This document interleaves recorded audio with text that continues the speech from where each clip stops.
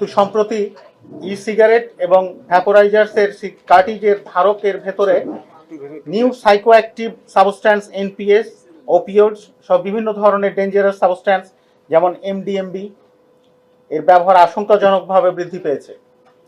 এরই প্রেক্ষিতে আইএনসিবি তথা ইন্টারন্যাশনাল নার্কোটিক্স কন্ট্রোল বোর্ড, জাতিসংঘের একটি সংস্থা যারা আন্তর্জাতিক মাদক চোরাচালান এবং মাদকের ব্যবসাকে নির্মূল করার জন্য কাজ করে থাকে, তাদের সহযোগিতায় অপারেশন ই ভ্যাপোর 8, আইএনসিবির নির্দেশিত অপারেশন ই ভ্যাপোর 8 এই নামে বিশ্বব্যাপী একটি ইন্টেলিজেন্স গ্যাদারিং প্রোগ্রাম শুরু হয়েছে।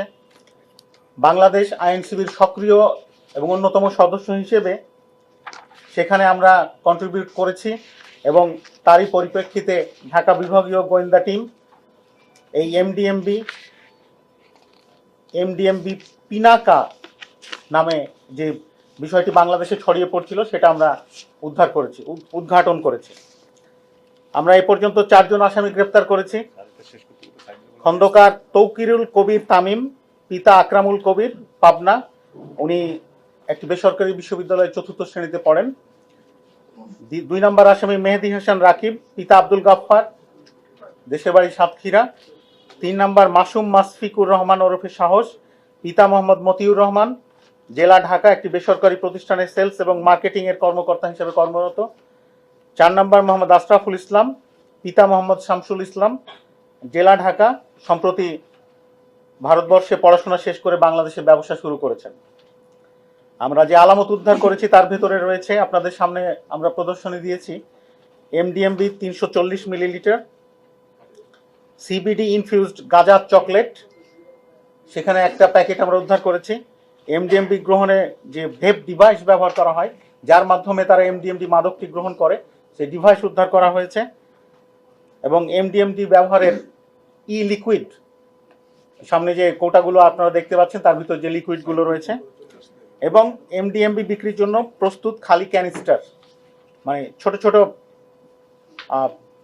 ভায়ালের ভিতর করে তারা এগুলো বিক্রি করে, বাজারজাত করে, সেইগুলো এখানে রয়েছে। আইএনসিবির নির্দেশে আমাদের তার সহযোগিতা, তাদের গোয়েন্দা তথ্য, ইন্টারন্যাশনাল যে কানেকশনস, সেগুলো থেকে পাওয়া তথ্যের ভিত্তিতে আমাদের গোয়েন্দা টিম, আমাদের ডিএনসির যে ঢাকা বিভাগীয় টিম এবং আমাদের ঢাকা মেট্রো উত্তর, ঢাকা মেট্রো দক্ষিণ সকলের সম্মিলিত উদ্যোগে এই সাফল্য অর্জন করা সম্ভব হয়েছে। এটি মূলত বিক্রয়, আপনারা এর আগেও আমরা যেভাবে বলেছিলাম, তারা যথেষ্ট টেক সেভি, তারা যথেষ্ট চালাক, তারা অনলাইনের মাধ্যমে সেলগুলো করে, ক্লোজড গ্রুপ তৈরি করে ফেসবুক এবং হোয়াটসঅ্যাপের মাধ্যমে, এবং তার মাধ্যমে এগুলো বাজারজাত করে। আমরা আমাদের তথ্য প্রযুক্তি ব্যবহার করে আমাদের চৌকস কর্মকর্তারা দীর্ঘদিন ধরে ফলো করে ক্রেতা সেজে আমরা সে বিষয়গুলো উদ্ধার করেছি। আমাদের প্রক্রিয়া চলমান রয়েছে।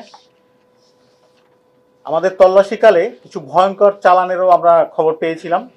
যেমন প্রথমে আমরা 2 জন চক্রের প্রধান হোতাকে গ্রেপ্তার করি, তাদের বাসা বাড়িতে তল্লাশি চালিয়ে 310 মিলিলিটার এমডিএমবি পিনাকা উদ্ধার করি 5টি কন্টেনারে। এরপরে সিবিডি ইনফিউজড গাঁজা চকলেট পাই, কিছু ভ্যাপ ডিভাইস এবং এমডিএমবি ব্যবহারের ইট লিকুইড এবং বিক্রির জন্য প্রস্তুত ক্যানিস্টার উদ্ধার করি।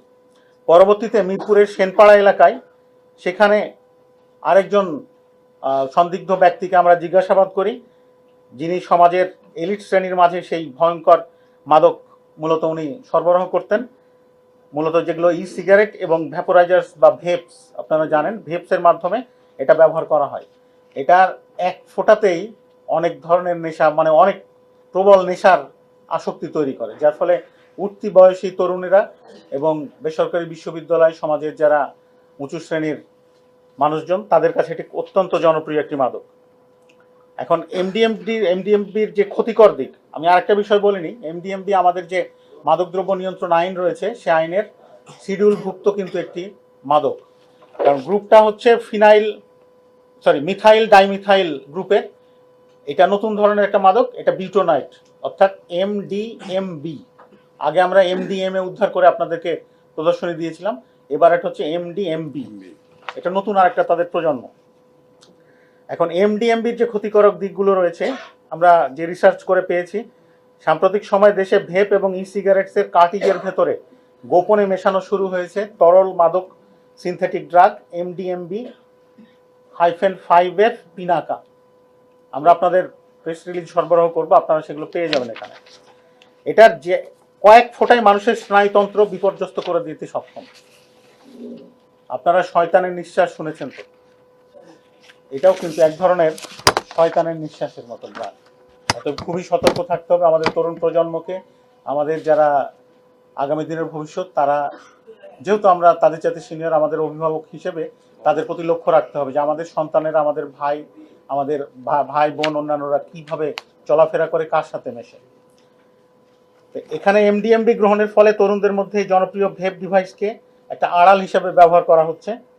যেহেতু আমাদের দেশে ই সিগারেট বৈধ, সেটা বৈধতার আড়ালে এই অবৈধ কার্যক্রম চালু রয়েছে। MDMB দ্রুত নেশা ধরায়, হ্যালুসিনেশন, আক্রমণাত্মক আচরণ থেকে শুরু করে হৃদস্পন্দন অস্বাভাবিক হওয়ার মতো মারাত্মক শারীরিক ঝুঁকি তৈরি করে। অর্থাৎ হঠাৎ হঠাৎ যদি দেখা যায় যে অল্প বয়সী তরুণেরা তারা হৃদরোগে আক্রান্ত হচ্ছে বা হার্টের প্রবলেম হচ্ছে, এটা যে পিওর হার্টের প্রবলেম এটা নাও হতে পারে, এটা বিভিন্ন ধরনের সিনথেটিক মাদক গ্রহণের ফলে কিন্তু হতে পারে।